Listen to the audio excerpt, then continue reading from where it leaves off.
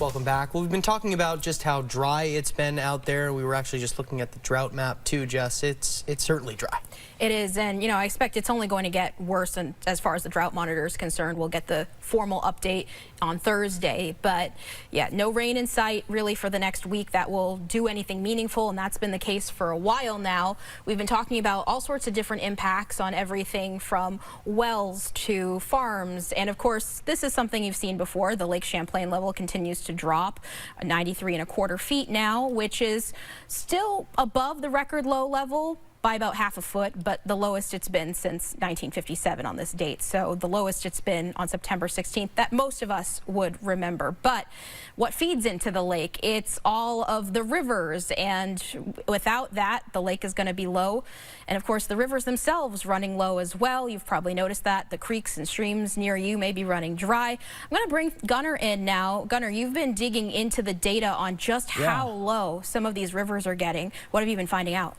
Well, I've been finding that a lot of them are at some of the lowest levels they've ever been for this day in the year. So we have low-level flow woes, and let's talk about just where we are seeing the low flow in those rivers, creeks, and streams, but also how the flow rates compare to a percent of normal. So what I'm going to show you is a map of the entire U.S. Now, what each color means is how much water is currently flowing through that river compared to how much water it normally pushes through. So in the Great Plains where you see blue, that means that those rivers and streams are carrying more water than they normally do.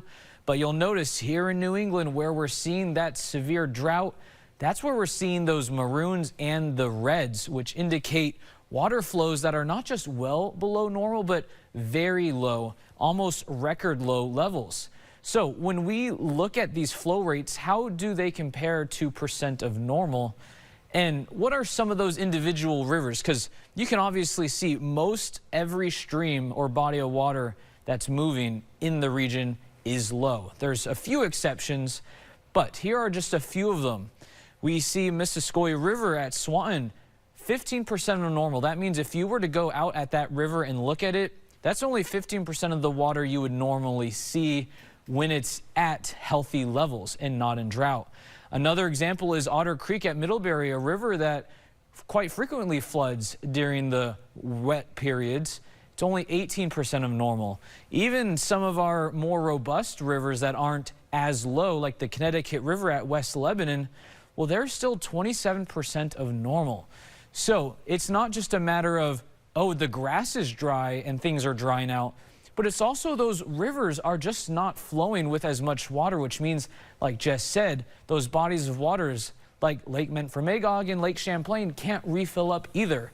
So we're just expecting all these water levels to keep dropping since we are not getting any rain.